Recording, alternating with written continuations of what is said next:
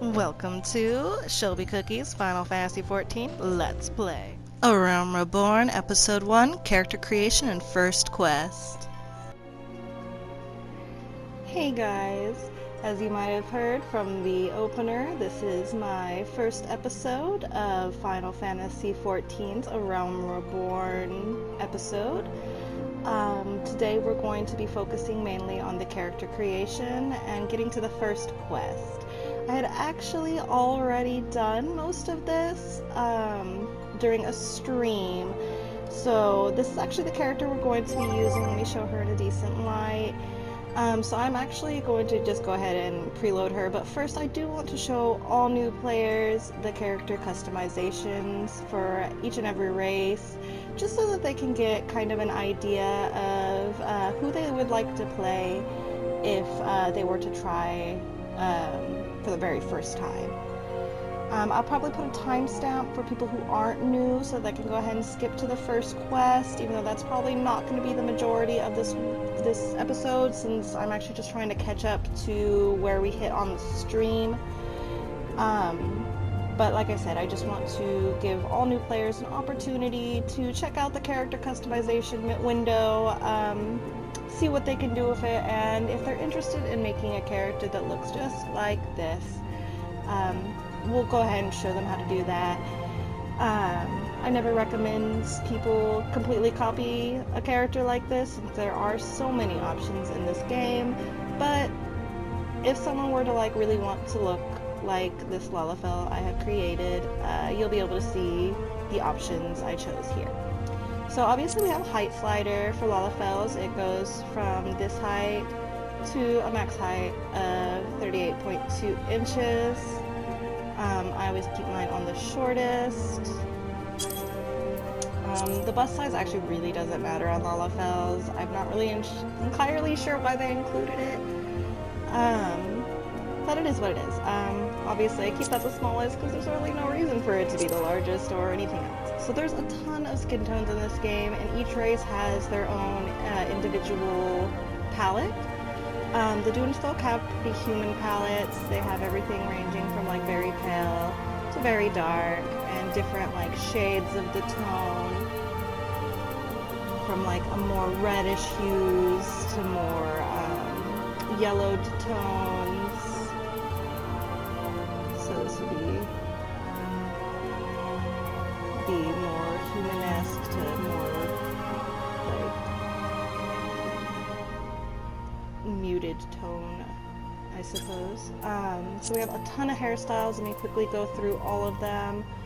Each race has their own individual ones, as well as some that are shared between everybody. So these are the Lalafell girls.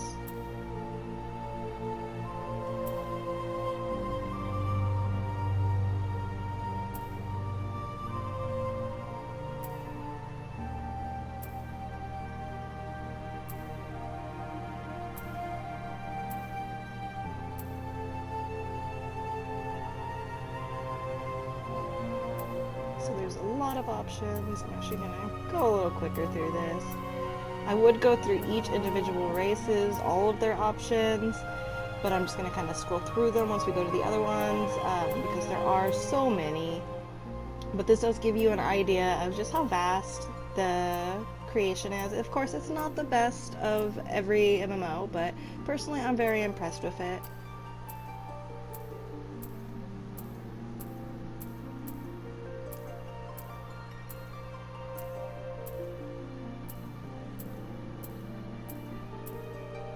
Alright, and there are more hairstyles you can unlock inside of the game itself. Those are not listed here, so you cannot see those, sadly, but they're also very nice, and they can be worn by any class, any race, and any gender. Alright, and then we have hair color. We have a ton of different hair colors, ranging the whole rainbow in a ton of different shades, so you can really go wild with it. And not to mention there's also a highlight function that each hair has a different type of highlight, and so you can really get unique with your color combinations. I personally just like to choose a highlight that complements the hair and gives it just a little bit more depth, but that's my personal choice. A lot of people go with contrasting or just highlights they themselves will get. So let's go ahead and just go ahead with this. There's multiple different face sets which all have their own different settings. So this one has a little bit different of a tone to the face and the different shape of the eyes. This one has a little bit more color tone. This one's a little bit more soft. And this one's a little bit more sharp and a little judging. So we could go through each of those. I'm just going to show you the option for this face. So they all have 4 individual jaw options, which you can see how they change. And they're all different for each individual face.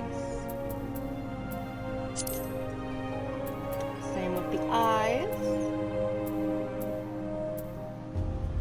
And as you can see, I use like type 3. If you're interested in making them, just go ahead and choose the one that you see is selected on each tab. I always go with the large iris. The small iris just looks like she's a little scared. And of course the eye color is just as fast as the hair color. You can do all kinds of different shades and tones. You could even have an odd eye, so if you wanted to have a character with 2 different eye tones, you could. Personally, I don't do that myself. I usually try and keep my characters having 1 eye tone, unless of course on one of my characters I do have a Persian cat type character, which you'll see the Mikote race, which you can do that with yourself in a moment here. So eyebrows, there's different types of eyebrows, judging from thinner and thicker. I usually go with the thicker option. And of course the nose. Little ones and big ones, rounder ones. That one's almost non-existent. And that one pokes out. And a little round button nose. So I like to give my Lalafels a little bit of a larger nose. Just because their nose is a lot less prominent than the other races to begin with. The Lalafels' mouths are very small and do not have a lot of lips. But the other races are very different in that. So I'll actually go ahead and show one race fully once we're done with this. But I usually go with the thicker lips because that's really the only mouth that gives a Lalafell lips of any sort. And then you can choose the lip color. You guys, once again, have a whole rainbow of different colors to choose from. I go with something that looks a little more natural. And the eye, or the ear shape, you could have like pointy elf ears, a little droopier ears, some rounder ears, and a rounder version of the elf ears. But I like the really pointed versions. I think it matches her. And of course you could choose the ears size. You can have them really big or really small. I like her with small ears. And there's different features for every race, and each face also has individually different characteristics as well. So you can turn her eyebrows on and off.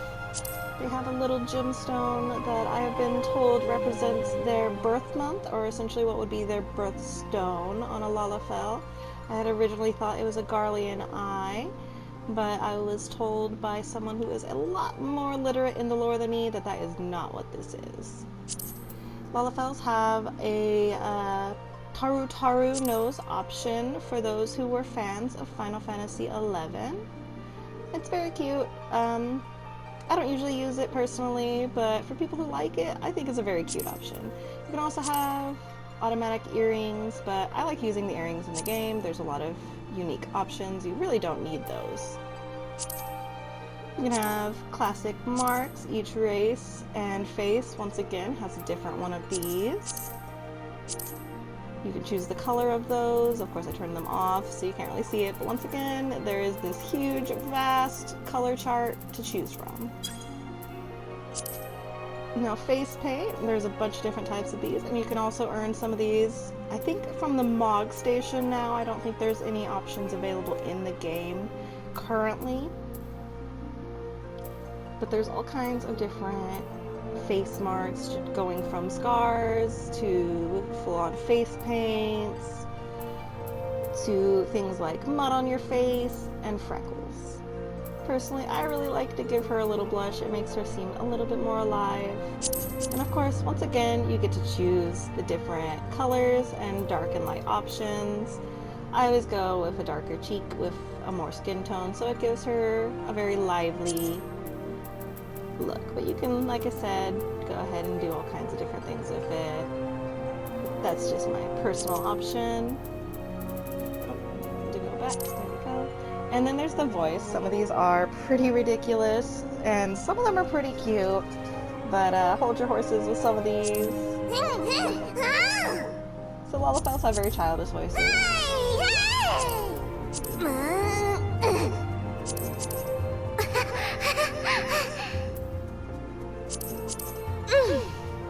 This one's more womanly.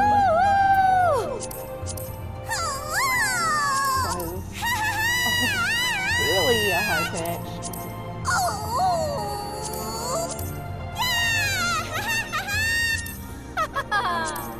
Very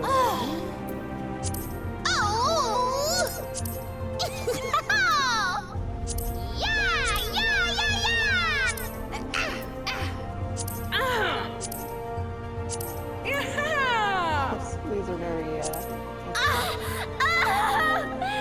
that one makes me a little uncomfortable and I don't like it.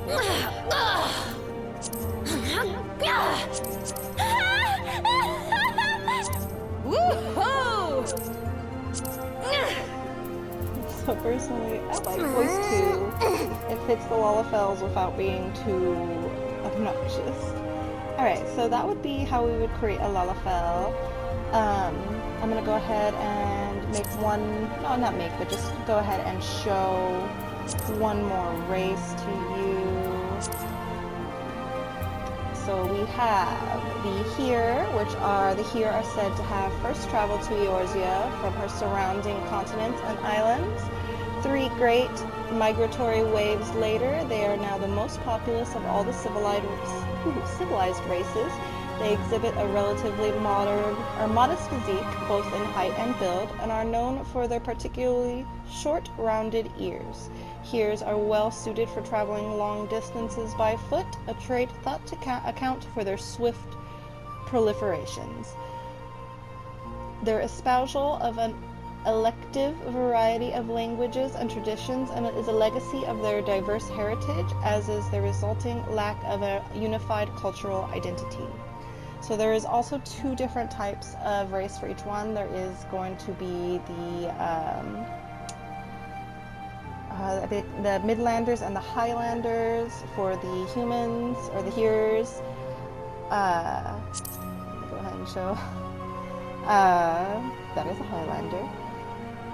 So there's the male and the female, and they do look different, so each individual, so I'll show you the Here, because they do have such a diverse, they're very different. So their clans are very different. There's Highlanders, which as you can tell she's very strong, and there's Midlanders, and she's much softer. So the Midlanders are clans comprised of half of the total population of Eorzea's Heres. They have established themselves throughout every city in the realm and live lives as diverse as their heritage. Trained in letters from infancy, the Midlanders are generally more educated than many of the other races and clans. Despite the fact that males tend to be slightly taller than females, there are no significant differences between the genders.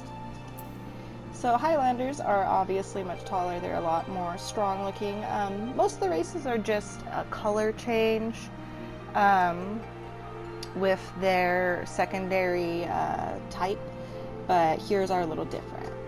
So the Highlanders were the first of the Here to reach Eorzea. Their name derives from their long tradition of building strongholds in the mountains. Compared to their Midland brethren, the Highlanders are noticed to be larger in build. Of late, Highlanders have become an increasingly rare sight in Eorzea. Their numbers represented most extensively by those who fled Alamigo after its fall and now work in the desert city-state of Ul'dah as mercenaries and sellswords. So those are the Heres. I'm not going to show all of the... Oh, no. So these are the Elizins. In former times, the Elizin were the sole inhabitants of Eorzea, claiming dominion over her. Traditionally a nomadic people, the tall, slender Elizin believed the realm to be theirs by divine right.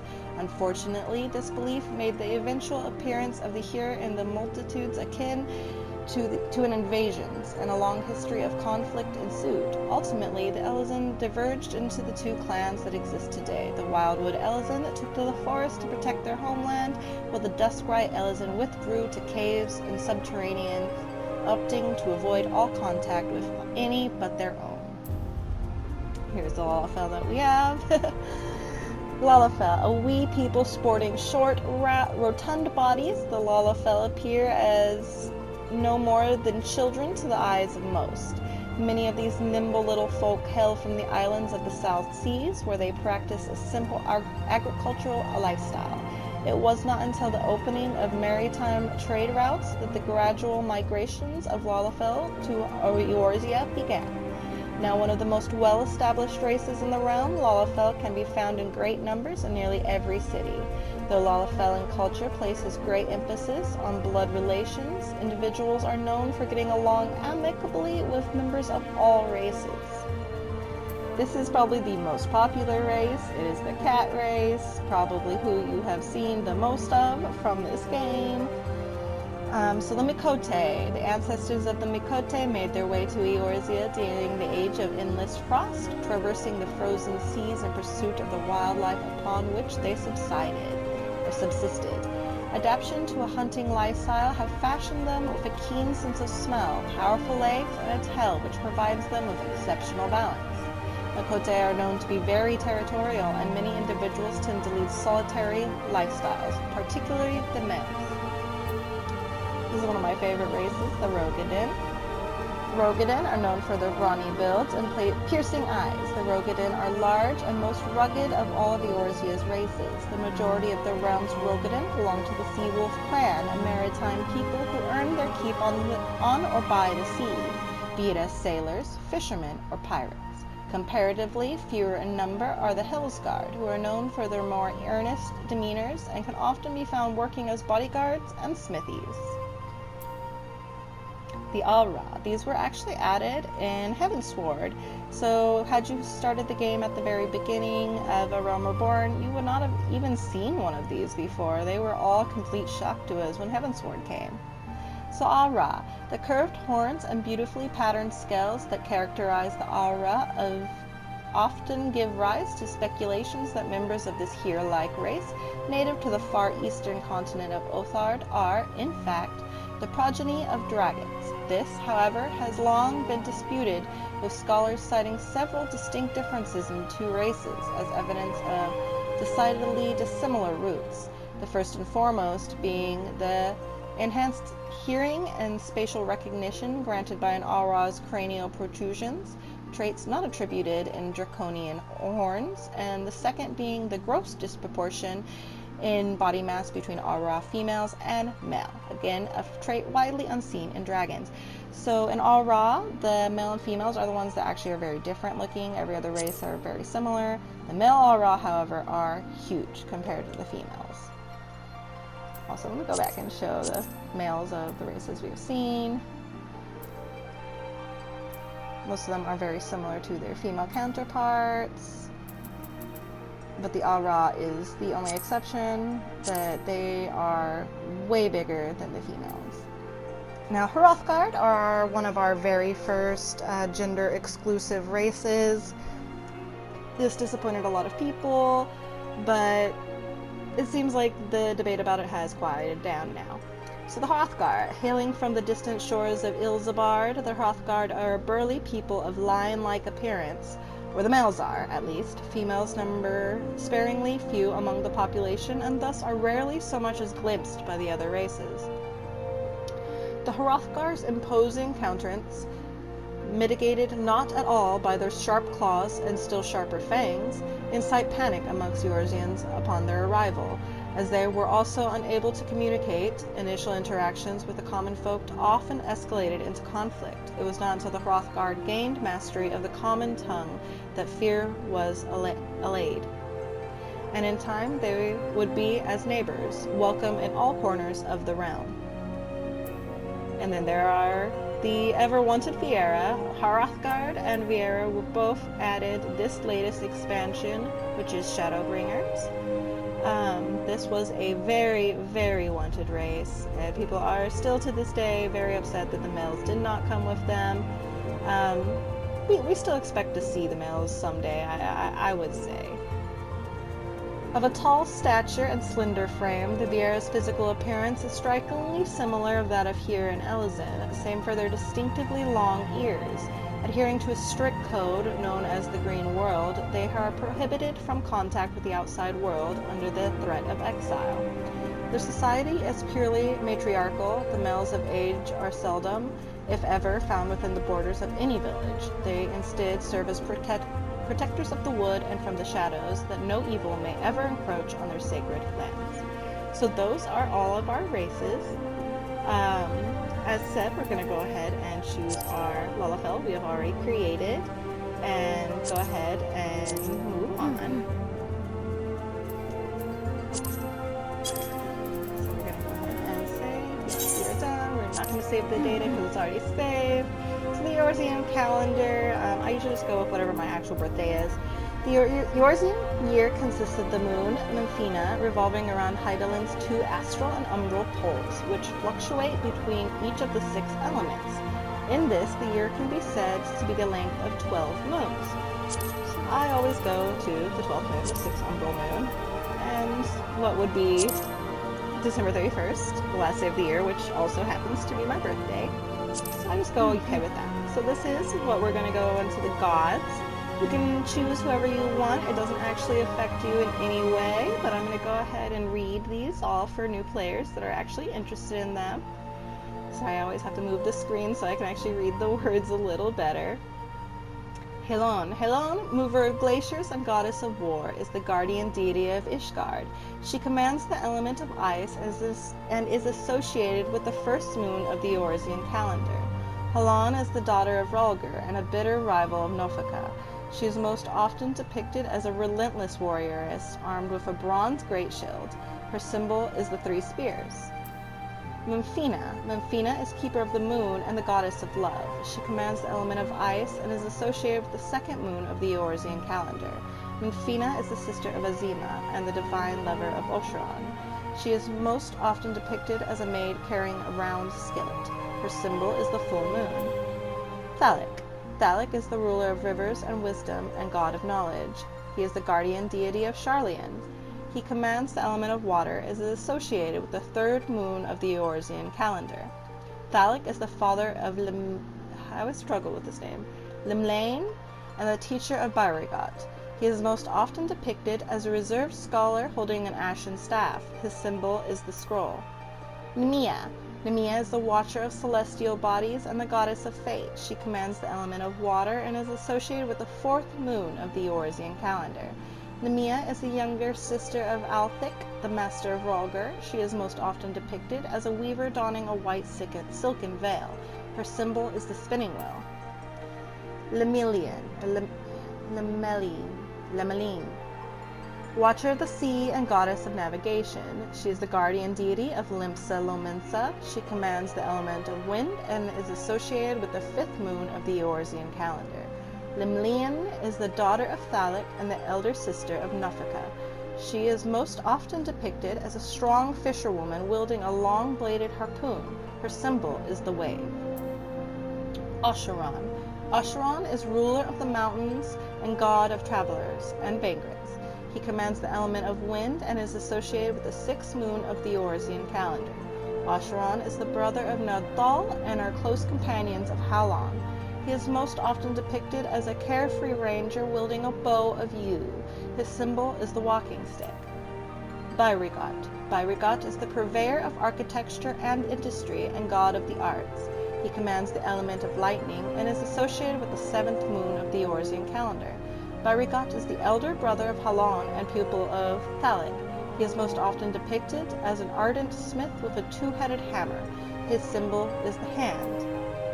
Rhalgr. Rhalgr is the breaker of worlds, is the god of destruction and guardian deity of the now fallen nation of Alamigo.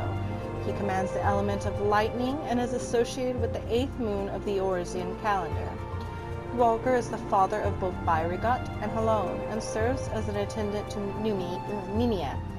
He is most often depicted as a magus carrying a staff of bronze. His symbol is the streaking meteor. Azima. Azima is the keeper of the sun and goddess of inquiry. She commands the element of fire and is associated with the 9th moon of the Eorzean calendar. Azima is the daughter of Althic and the elder sister of Mefina. She is most often depicted as a noble lady holding a golden fan. Her symbol is the radiant sun. Nadthal. Nadthal, overseer of the underworld and god of commerce, is the guardian deity of Ul'dah. He commands the element of fire and is associated with the 10th moon of the Eorzean calendar. Nadthal is the single manifestation of the Daphic twins Nald and Thal. He is most often depicted as a discerning merchant holding a balance. His symbol is the cowrie, an ancient shell currency. Nothaka. Nothaka is the tender of soils and harvests, the goddess of abundance. She is the guardian deity of Gradani. She commands the element of earth and is associated with the 11th moon of the Eorzean calendar. Nothaka is the daughter of Azima and the younger sister of Lemilin.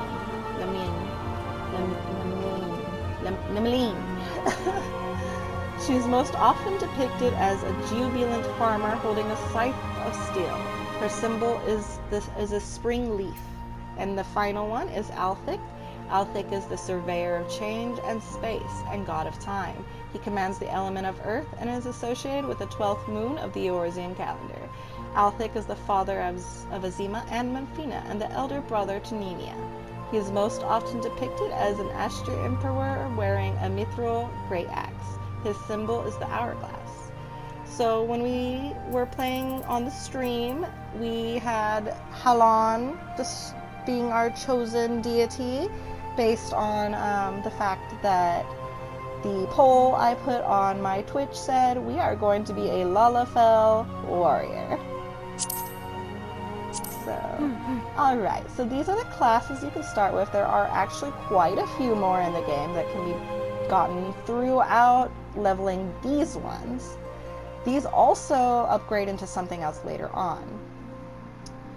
So, the Gladiator. Gladiators specialize in the handling of all manner of one-handed blades, from daggers to longswords, be they single or double-edged, straight or curved. A defining characteristic of the art is its emphasis on diverse combat tactics, training its members to bring their martial skills to bear in any situation. As such, they are practitioners who marry sword and shield, seeking to defend their companions. Others opt for an empty offhand, choosing instead to focus entirely on the sword arm. In all instances, the age-old art of the sword makes the gladiator a formidable adversary in any encounter. So this starts in Ul'dah. The bustling commerce hub of Ul'dah sits amid the desolate desert landscape of southern Aldernod.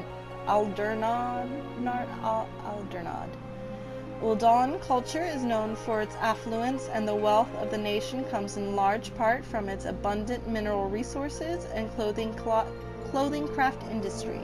Though it is the Sultana who claims sovereignty, true power is wielded by the Syndicate, a council set by 6 of Ul'dah's most elite and influential. Nadthal is the nation's patron deity, and 2 great halls devoted of his 2 aspects lie in the east and west of the city. Also in Ul'dah is the Pugilist. The path of the Pugilist is one of insistent training aimed at mastering the traditional techniques of hand-to-hand combat. Though they command formidable power when unarmed, they are wont to use metal, leather, and bone weaponry to maximize their destructive potential. Their preference for fighting at close quarters makes negotiating distances an absolute necessity. This is why many pugilists are quick to learn, and lightweight gear allowing to maximize ability ensures them better success in battle than does cumbersome plate or chain. So this is who we are going to be, which is the Marauder.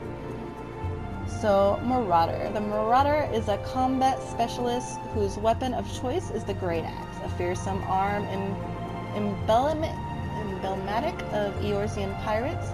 Their approach to battle is one of brute force, relying on strength and skill to crush enemies and sunder weapons. They are highly sought after for their ferocity and intimidating presence, and are often employed to hunt down monsters plaguing the land or to turn the tide of battle between warring nations.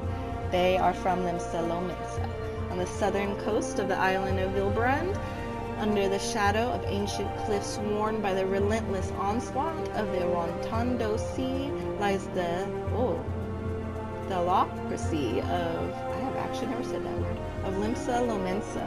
Its economy is driven primarily by shipping, but boasts lucrative shipbuilding, fishing, smithing industries as well. To maintain the safety of its maritime routes, the city employs a formidable navy known as the Knights of the Barracuda. Even so, a pirate bands run rampant in nearby waters, reveling and pillaging. That is Limsa. Now our first one in Gridania is the Lancer. The strategy of the Lancer is to outrange and fluster opponents with their long, two-handed polearms, peppering them with a barrage of thrusting attacks. They are trained with a number of weapons, giving a diversity to their attacks that makes them extremely versatile combatants.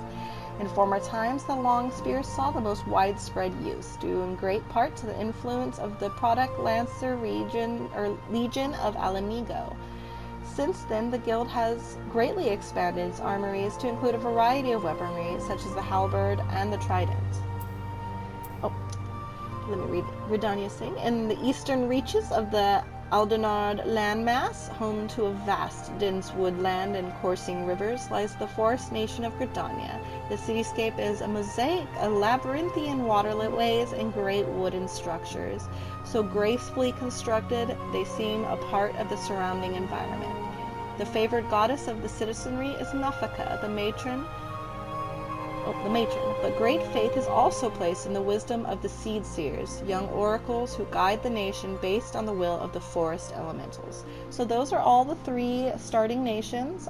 There are a few others that you will get to go to, but those are the only 3 you will be able to see at first. So also in Gridania is the Archer. The enduring popularity of the bow is a testament to its elegant design, but the simple weapon would be of little worth without the suppressing skill of those who master it, the archers. Projectile techniques such as high-angle fire-enabled archers to assail their foes with deadly precision even at great distances. Constant assessment of the battlefield enables them to carefully determine the most advantageous ground from which to loose, as well as the nature of the arrows best suited to their enemy. Together with the longbow sentries of the Elizan military, the shortbow hunters among the Mikote are widely regarded as the most skilled with the bow. And those are all our Disciples of War, which are our physical class. And as I said, there are more that can be obtained in the game. So there's only 3 magic classes available at the beginning. Conjurer is the only healer available from the start of the game. So Conjurer, which will later become White Mage, comes from Gridania. Conjurer calls upon elemental forces present in nature and concentrated them to a potency at which spells can be woven. Through practice meditation on the essence of creation, conjurers draw forth and absorb aether from their immediate surroundings. A wander cane made from the unworked wood is then utilized to focus the aether until it manifests as the desired spell. The seat of the Conjuring Guild lies at the Silgade Fane in Gridania, where the voices of Eorzea's elementals are said to be the most powerful. The Thaumaturge. The Thaumaturge, I don't know if I'm saying that right, Thaumaturge, I don't know. I'm gonna end up pronouncing a couple of names wrong, like Rogadan names and stuff like that. I don't know how they're pronounced. If you know, please feel free to comment and let me know how it's said. In the hands of a skilled practitioner, Thaumaturge can be a force of terrifying destruction. At the heart of its school of magic lies the ability to call forth and command the latent aether within oneself through deep introspection. To then mold the aether into sorcery, the Thaumaturge makes use of the scepter or staff, within which is housed a medium, a natural stone imbued with magical properties. And last but not least is my favorite class that I have played since it has been a thing. Arcanist, adepts of the art of Arcanium, derive their might from symbols of power born of geometric techniques hailing from across the southern seas. Held within occult grimoires, these symbols lend shape to the Arcanist's aether, thereby allowing them to produce myriad powerful spells. Using the selfsame symbols to unlock the latent power contained within gemstones, Arcanists are able to summon forth a familiar known as a carbuncle to carry out their bidding. Carbuncle is what makes this class worth playing, I'm not gonna lie. But we were told that we are going to be a Marauder. Alright everyone, sorry for that brief jump. I just wanted to go ahead and find a character name that would work and get us in a channel that worked for us real quick. As said, we're actually just going to be using this character to get where we were on the stream. And then we are going to go ahead and in this video, and the next one will be available in the next few days. Oh, okay, so we're going to be starting the cutscene now.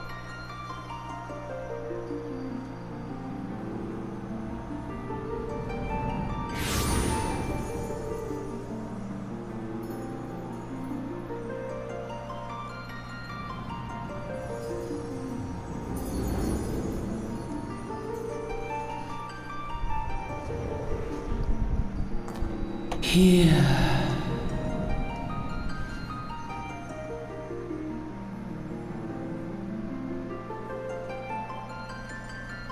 Here. Feel.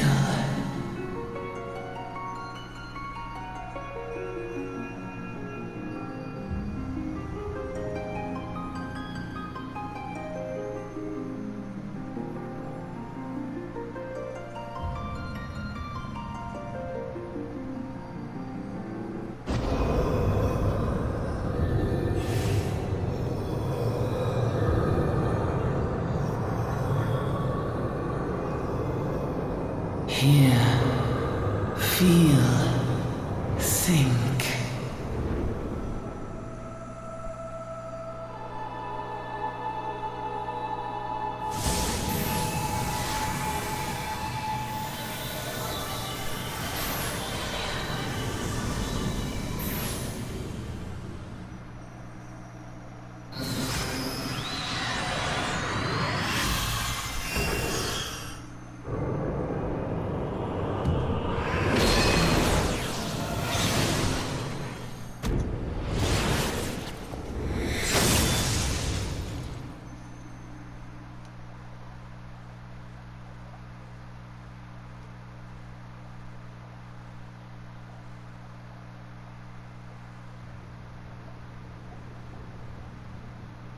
Oi, you alright, lass?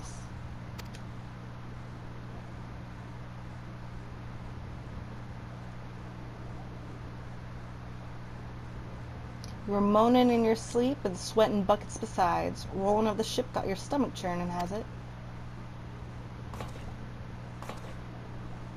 Don't seem like seasickness now that I look at you. It'll be the aether then, I reckon. Some are more sensitive to the stuff than others, see? And we ain't too far from Reborn now, which is chock full of aetherites. No need to fret, though. You'll soon get used to it.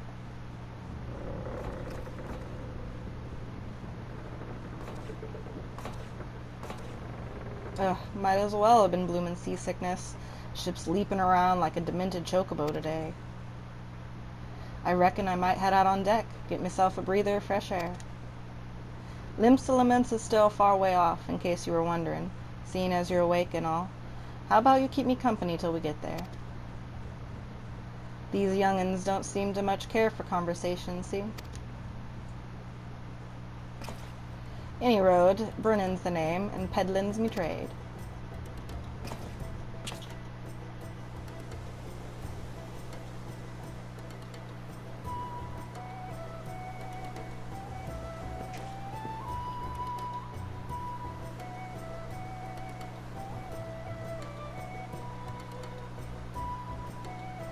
So during like the scenes of talking and stuff, I'll just let the voice actors do their stuff and I won't make a bunch of commentary towards it. Ah, smell that salty sea breeze. Now then, lass, judging by your unusual garments, I'd say you were one of them new adventurers. Am I warm? I knew it. Going where the wind blows, seeking fortune and glory. Now that's what I call living. So as long as you can avoid dying, I mean, ain't no secret that adventuring's a risky business, these days especially. But what was it that first attracted you to it? So in this game we get to make your own little choices. They don't really affect the storyline too much, but they do give you just a little bit more feeling to your own character, and they do give you different interactions. So I'm gonna say to gain power, to win glory, or to amass fortune, or ... I'm gonna say to win glory. Glory, eh? Well, if you're willing to take on them tasks as other folks ain't, an adventurer such as yourself can win fame what coin can't buy. When you arrive in town, you'll want to report to the Adventurers Guild. You can find out everything you need to know about the adventuring business in there. Just remember, though, there's more important things than fortune and glory, such as breathing. Ain't no profit in being dead, and that's a fact.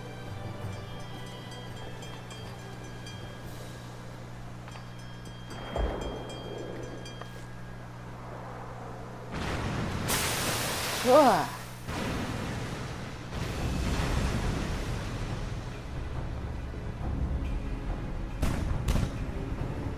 Ships off the starboard. Pirate colors. Pirates, bloody hells. Have you no sense? Get below.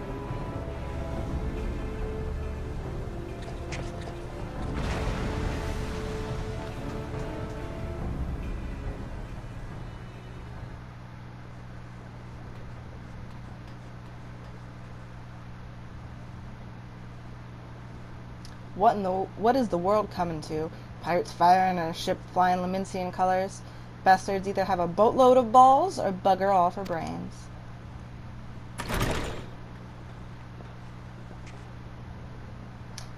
You can rest easy, friends. We've made it out.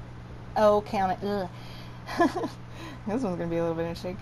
You can rest easy, friends. You've caught it out of cannon range, and no buccaneer's bark will catch this flightly temptress once the wind's in her sails. That was too bleeding close. Glad one of us kept her head on her shoulders. I reckon I'd have lost mine otherwise. If them pirates gave up the chase, we must be close to port. Let's head up on deck and have a look, shall we?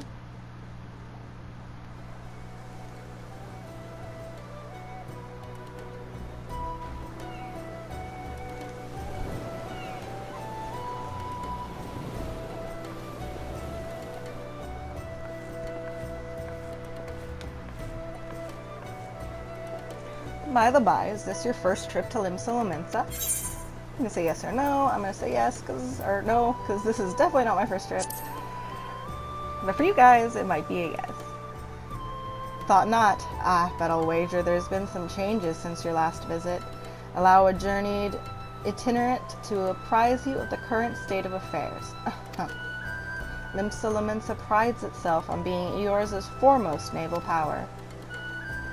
Weren't too long ago that the place was ruled by pirates, but thanks to the current admiral's civilizing influence, the city-state could almost pass for a respectable nation. You'd never guess she was once a rum-swilled buccaneer herself. Course, most folks ain't so quick to change, and with a town full of liberty-loving ruffians, you can imagine how many naysayers and troublemakers she's got to deal with.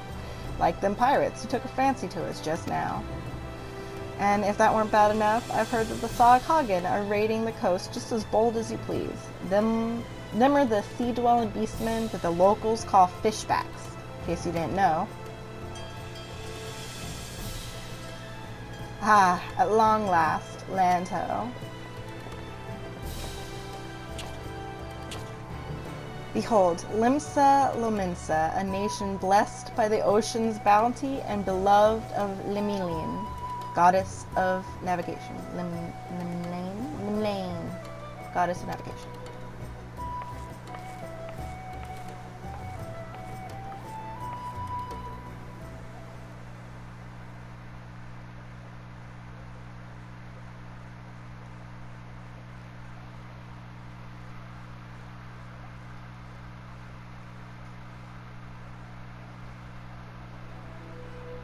On a windswept isle in the southwestern corner of the realm,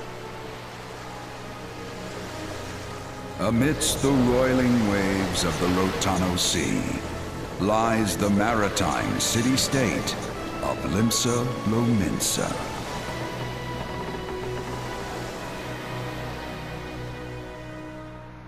To this haven for bandits and brigands, cutthroats and curs, seekers of both freedom and fortune, comes a lone adventurer.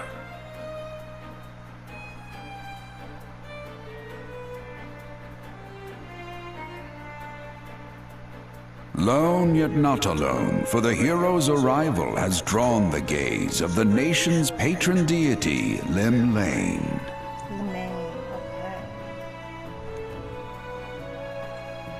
What realm-shaking fate has she descried in the churning waters of this mortal's future?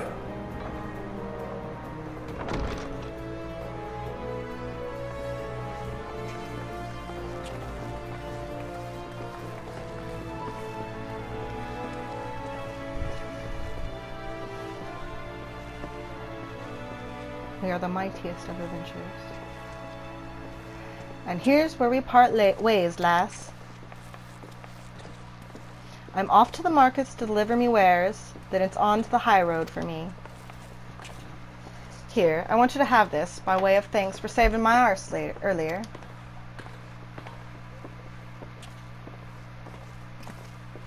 Hey, you never did tell me your name, did you? Well, here's an idea. Become the sort of storied personages I can brag... it's hard to say at once. Personages... I can brag about having met, and I'll consider as square.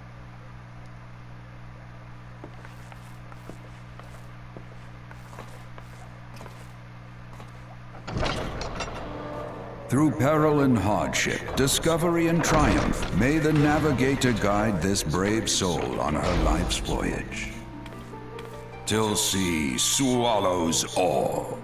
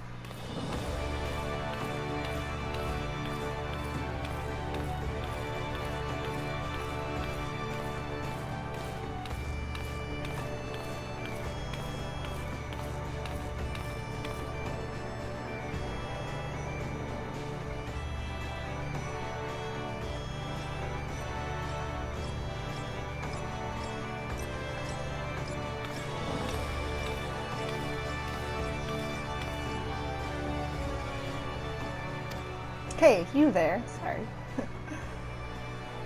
I mean you. This is my district, and I make it my business to know all the scum that washes up in it. How rude. Ah, an adventurer fresh off the boats, is it? Well then. Allow one of Limsa Lominsa's finest to set you on the right path. Hop to it, thus. I haven't got all day.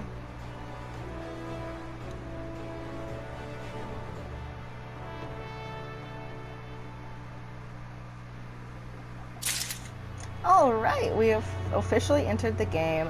Ignore my silly name right now. You'll see the actual character's name after this video, since the first attempt did not save from the stream.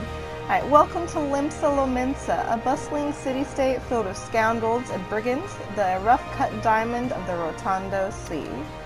Please select a control scheme. You guys might notice from my layout that I actually am a PlayStation user. I'm going to disable active help because I'm sure that's not exactly the most interesting thing for people to see. Follow the instructions to move your character and adjust the position of the camera. When you are ready to proceed, speak to Rizrolf. We're not going to be doing that. Before we enter the actual game, because right now we can't see any other players, I'm going to go ahead and turn off the ability to see anyone's name so that no one is being streamed just out in the open. We want only the initials. Okay, and I think that is good. We just want to make sure that nobody sees that. We want to go ahead and keep the profanity filter on here as well. We're also going to change the display names of everybody but myself and my companions, others. We are going to just do, our party members are going to be initials, initials, initials. We'll go ahead and let our friends, oh no, we're not actually going to have any friends on this character because we're going to go back to our other character, which already has this all set up. Yeah, I think that is it. Oh.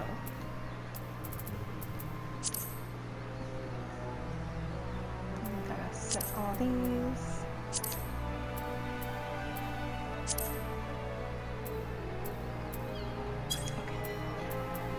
So we don't have to worry about anyone feeling like I'm streaming their character without their permission or whatnot. Oops, I'm going to change chat, just trying to zoom out. Alright, so let's go ahead and move on to our next quest. To be recognized as an adventurer in the city-state of Limsa, you must first register yourself with the Adventurers Guild. Now then, I'm sure you're itching to explore, but adventurers are required to register their presence in the city, and without a bit of local knowledge, you're like to get your throat slit in some piss-stinking alley. So before you do anything else, get yourself over to the Drowning Wench and enroll with the Adventurers Guild.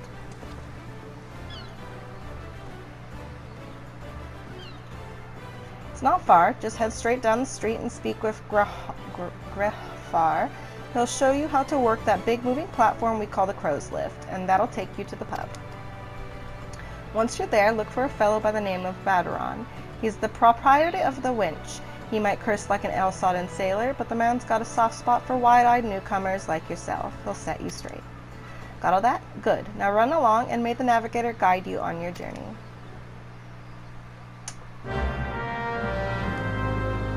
You have begun a quest. Use the we don't need to know all that, because if you do end up playing the game, I'm sure it will be best just for you to learn on your own. Got like MCs we can talk to and stuff, but I'm not going to do all that. There would be not enough time in the world. Welcome to Limsa. If you have a mind to visit the Drowning Wench, the Crow's Lift will take you there. So take the Crow's Lift. As you can see in the corner, I have 20 messages. We're actually just going to ignore those on this character, and by the time you see the next thing, I will have opened all of those and gotten all the junk that I get for having pre-ordered all the expansions and having been around since A Realm Reborn was released.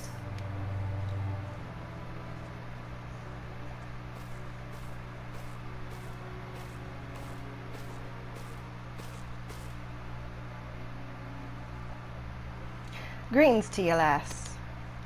That was not the accent I was going for. What'll it be? But you ain't here for a drink, are you? You've come with a mind to try your hand at adventure, and I reckon will you find no shortage of work here in Limsa. Oh boy. The name is Baderon, and this most hospitable of Austries is the Drowning Wench. 'Tis also the home of the Adventurers Guild in Limsa, and why we've got a desk specially for Andalin Guild business, and why I seem to spend more time saving the necks of whelps like yourself than wetting the throats of me regulars. Adventurers have a neck for finding trouble, see? Not that they need it in these parts, on account of there being trouble wherever you look. If you manage to steer clear of the fishbacks and the kobolds outside the city, the pirates on the inside will get you instead. And if you don't manage, there's always the Garlean Empire to finish the job. Oh, no one knows what they're planning, of course. But if they're planning anything, you can be sure it's to kill a lot of us. Aye, this town seems peaceful at a glance, but look again, and you'll see people living in fear of what tomorrow might bring. Ah, but who can blame them? After everything that's happened, Eorzea took a mighty blow during the calamity. But ours weren't the only thing what got wiped off the face of existence by that thrice-damned bastard of a dragon. It took our bleeding memories, too, and no one's been able to explain it in a way that makes an ounce of sense. None of the folk what saw it and lived to tell the tale seem to agree on how the tale actually goes. 'Tis all foggy, like recollections from an hard night on the ale. You can imagine why people might feel fear for the future if you can't recall the past. But there's one thing we all remember, and that's a group of adventurers what laid down the lives to drag Eorzea from the brink when she was bound for the abyss. When I say remember, truth is, though we ain't forgotten what they did for us, this goddamn calamity spawned memory loss robbed us of their names. It won't even let us picture their damn faces. 'Tis like staring at a gull flying in front of the sun. All you see in your mind's eye is a shadow set against a blinding glare. And that's how every bugger describes it. By the way, give or take the odd gull. It's that what's got the people calling these heroes the Warrior Light. If Limsa's ever going to put these times of darkness behind it, it's going to need ventures to help banish the fear. It's going to need new heroes like the ones we lost. Maybe one day you'll be part of them, or one of them, and that's why any aid we can give to venturers is an effort well spent. What say ye, lass? Willing to lend us your strength?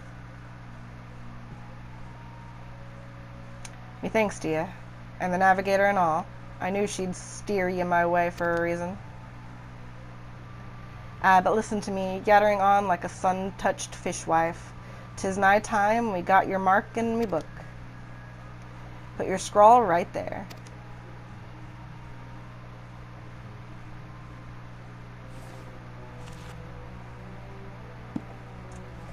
Mimiko Temp. Her name's gonna actually be Mimimoko. It is. A fine name it is. No, it is not. Congratulations, you're now an outstanding member of the Adventurers Guild. You there, adventurer. You sailed in the last ferry, did you not? The captain reported being attacked by a pirate vessel, and several witnesses have testified independently that a passenger matching your description went out on deck mere moments before the incident took place. Sending your friends signals, were you? Now, hold on just a moment there, officer. You got the wrong lass. This fine, upstanding young lady is me dear departed grandma's sister's niece's cousin's closest companion. The lass wouldn't be caught dead fraternizing with such unsavory elements. Is that right?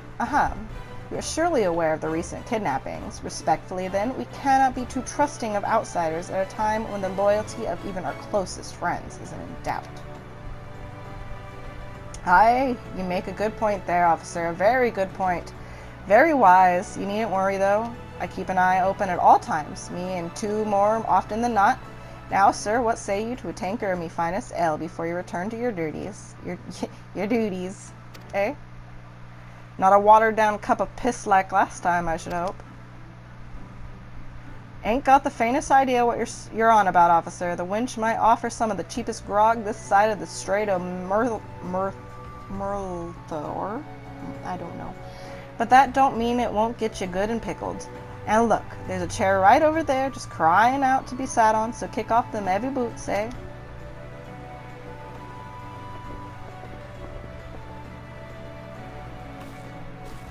You have to excuse these eager, bloody yellow jackets.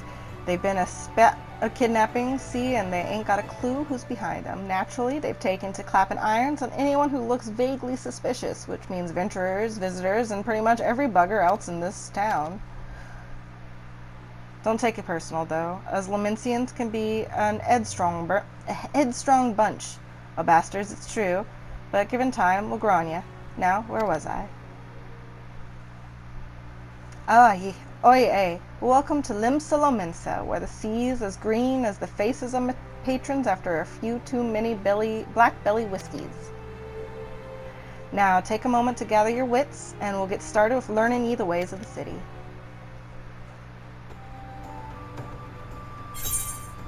Alright, coming to Lomensa is done.